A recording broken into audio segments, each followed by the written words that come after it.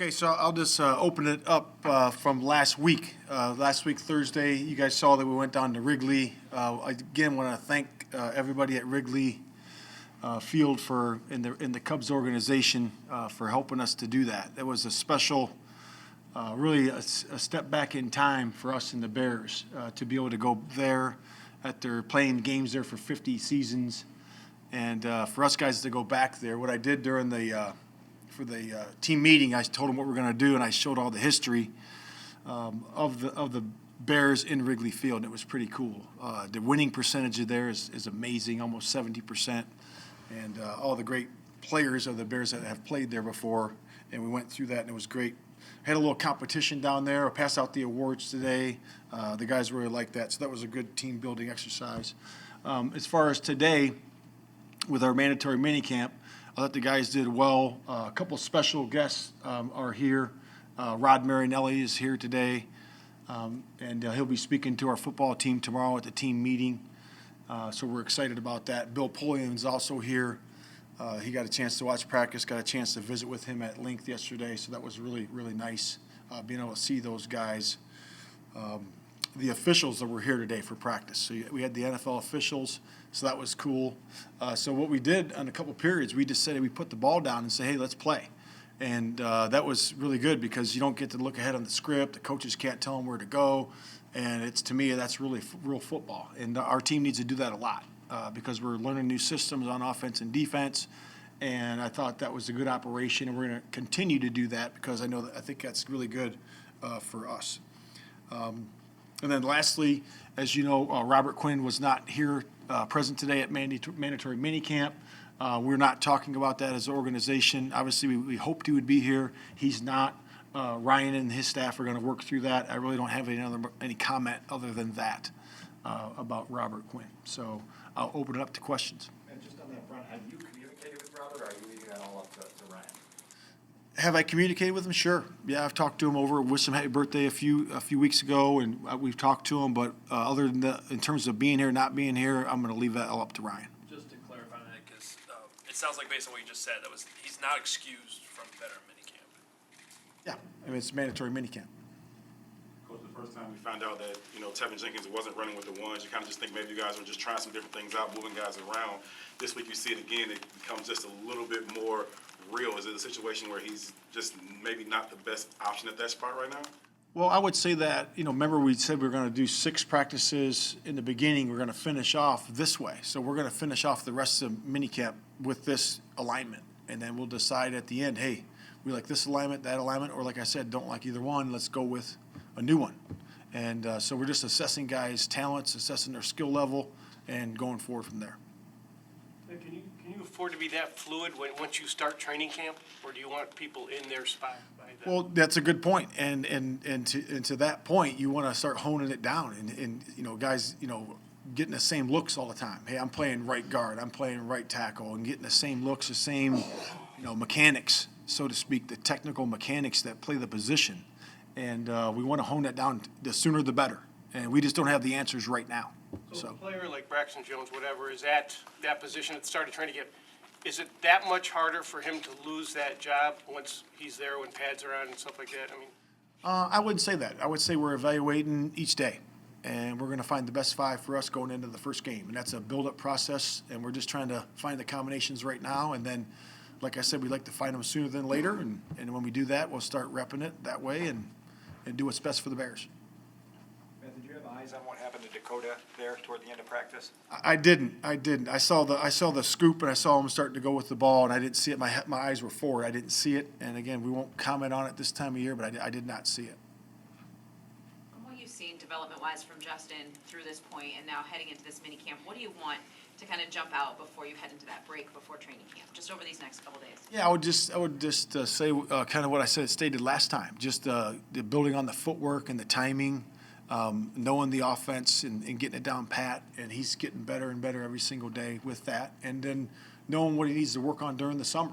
That's really the same thing. His footwork, his timing, knowing the offense, and then working with his teammates, in the break too, doing some of that. Is that something you encourage, like him to have throwing sessions with his guys? I know that you can't have contact during that period, but is that something that, you've talked to him about? Yeah, I think those guys do that on their own, and it's an important factor for timing, to be able to work with each other. And really, they did some of that on their own in the offseason. I think it was down in Georgia. I think Justin did some with Mooney and a couple other guys. But that's all on their own, but that's important to do for sure. We'd asked you about Dak last week in regards to Justin, but I was curious, what did you learn about the Colts quarterback situation that you can apply to Justin? Because 4 different starters in 4 years when you were there, right? Yep. What I learned in that situation, that Andrew Luck's really good. No, he's a good player. It really actually brought our team together more, because the adversity of having a different quarterback every single year like that, our team just got closer and closer and closer, and really that's a tribute to the leadership there. I've been talking about 2 great men in Chris Ballard and Frank Reich. So to be able to make the playoffs like they did and have a competitive team and to have a different quarterback every year is difficult, and it puts stress on the team, but because of the character they brought in and the character of those 2 men, man, they held it tight, and we were very competitive every single year. So it's just a tribute to those 2 guys. How much of your head coaching philosophy thus far is attributable to those 2 guys? I would say something. It's my last 4 years, and then obviously you keep learning and growing. I learned a ton from both those guys. Just the how to look at talent from Chris Ballard, and really from Frank, how to be yourself in the job, and that to me is everything. And he taught me how to do that, and taught me how to relate, really good with the players on both sides of the ball. And he's just fantastic. What kind of impact did Rod Marinelli have on you, and what's it like having him here talking to the players? Yeah, it's great having him here. It's like how you get with a great friend, and it's been a few years since you've seen him, and man, in 2 minutes, it's like you've been together the whole time. So, I spent 5 years with him in Dallas, and I cannot say enough good things about Rod Marinelli. What he taught me with the player-coach relationship, to be able to show the player that you care through action, and prepare the player to play his best on Sunday. And then you're able to challenge them and push them past the point they can't take themselves. And that's what I learned from Rob. And the players, everybody who talks about him just loves him to death. And man, I know when he was here, he pushed the guys past the point they couldn't take themselves. And that's what I learned from him. And it's just a diamond in the rough, Rod Marinelli.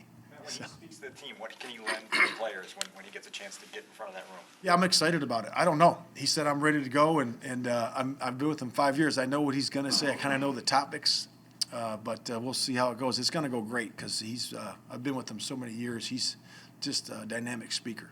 As you continue to look at various combinations, is there any thought about looking at either Jenkins or Borum or both at right guard? All combinations are open. I'll just say that. I said I'm not going to comment on it's yes or no, but I would say that we have an open lens of all combinations are open, and we're just trying to find the best 5. So.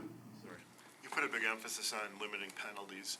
Having the officials here, how much of a benefit is that? And do the officials give them any things to look for, or do you encourage your players to ask them questions? How does that whole dynamic work? Yeah, so during the team meeting this morning, I introduced all the officials, and they were going to be in all the meetings. So they sat in the meetings with our players, and they were open to questions. And I told them to use the wealth of knowledge that we have in front of us. So if you have a question about DPI or, being downfield on the screen or whatever that might be, let's ask.